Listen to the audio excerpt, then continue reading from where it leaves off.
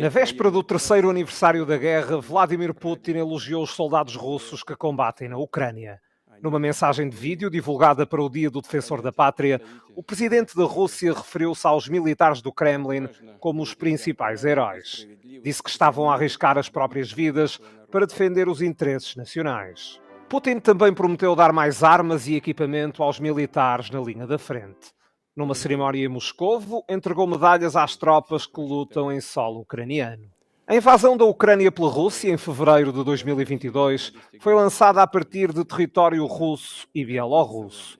Não se conhece o número exato de vítimas mortais, mas no ano passado o Wall Street Journal calculou que na Ucrânia 250 mil pessoas tinham morrido e 800 mil tinham ficado feridas. Registaram-se quase 4 milhões de deslocados internos e mais de 6 milhões de refugiados em todo o mundo.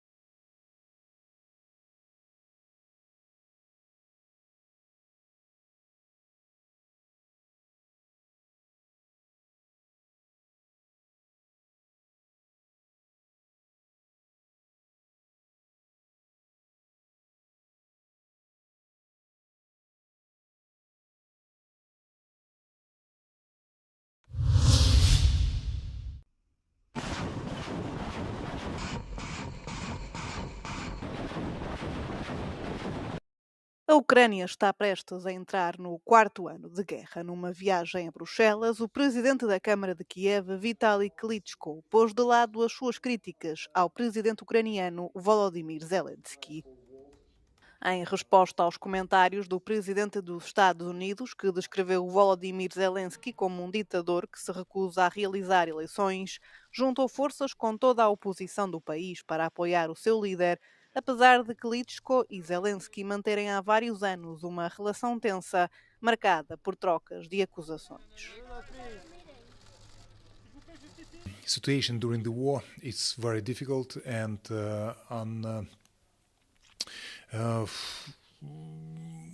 country in the war.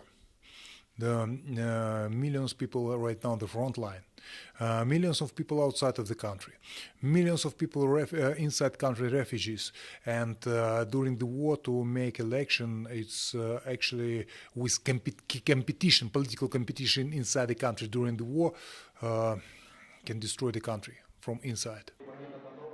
Mas a unidade política e o Estado de Direito na Ucrânia não estão isentos de falhas. O opositor ucraniano e antigo presidente Petro Poroshenko foi sancionado por Volodymyr Zelensky, que acusou o seu antecessor de alta traição, numa ação entendida como uma altercação política entre os dois líderes sobre o debate eleitoral. Perante esta crise, a principal força política da União Europeia, o Partido Popular Europeu, do qual o partido de Petro Poroshenko é membro desde há muito, veio em sua defesa.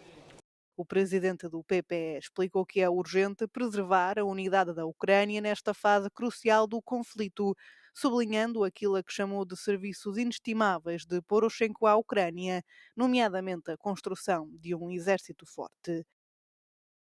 Durante a sua visita, Vitaly Klitschko agradeceu também à União Europeia o seu apoio à luta militar e política de Kiev. We have to fight and have to defend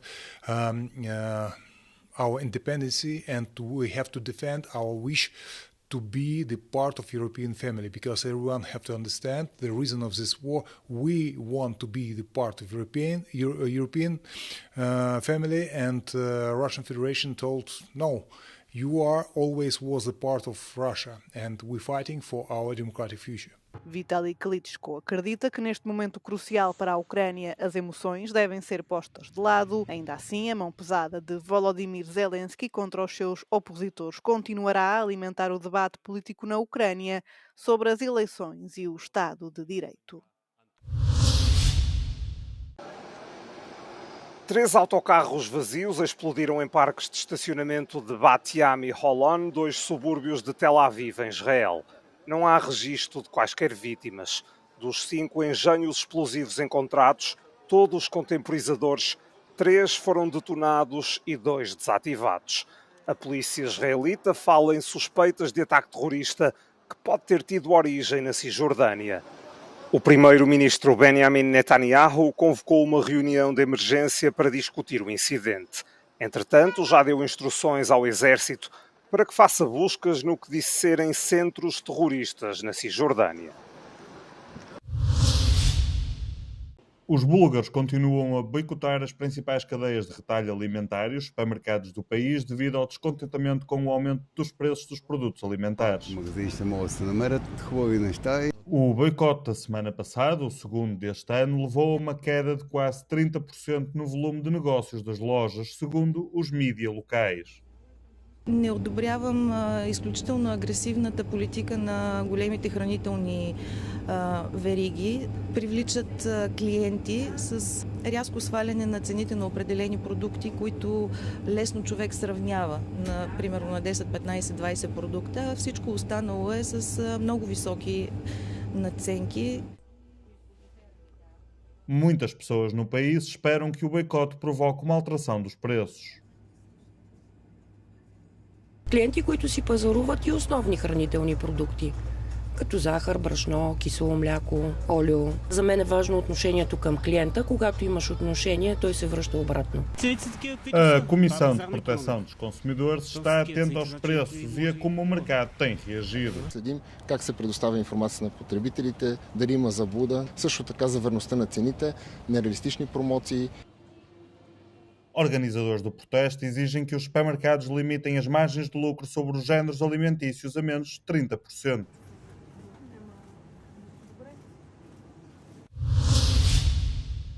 Voting in Germany is notoriously complex, but we're here to break it down for you. On February the 23rd, around 60 million eligible voters are called to the ballot boxes to elect 630 members of the Bundestag. Voters do not directly elect the country's chancellor, but the results will eventually determine who governs and who's chancellor. Each ballot paper has 2 votes. The first is for a candidate running in the voter's electoral district. There are 299 of these across Germany. The candidate with most votes in a given district wins a seat in the Bundestag based on a first-past-the-post system. The second vote is for a political party. This vote determines how the Bundestag seats are distributed between the parties, and it's based on proportional representation. So if a party gets 20% of the vote, it should get 20% of seats. But here's the catch. A party must either win at least 5% of the national vote or get at least 3 members directly elected in their districts in order to be represented in the Bundestag. This is to avoid political fragmentation and legislative gridlock. Look out for this on election night, as there are 3 parties polling around the 5% mark. Whether they reach the threshold or not could be crucial for efforts to form a government. In past elections, additional Bundestag seats have been created for candidates who directly win a district seat, but where that seat hasn't been secured by their party in the second vote. This time, though, these seats, known as overhang seats, will be scrapped, as new legislation has been passed to keep the seat number to 630 and prevent the Bundestag from growing. After seats have been allocated, parties enter talks to form a majority coalition to govern.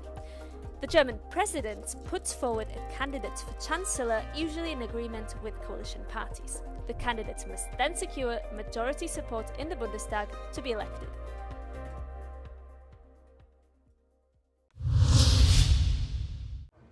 The futuristic battery-powered Racebirds hit the waters of Qatar's capital this weekend, and Team Rafa delivered its first ever win at the Doha Grand Prix of a much-talked-about new sport, the E1 Series.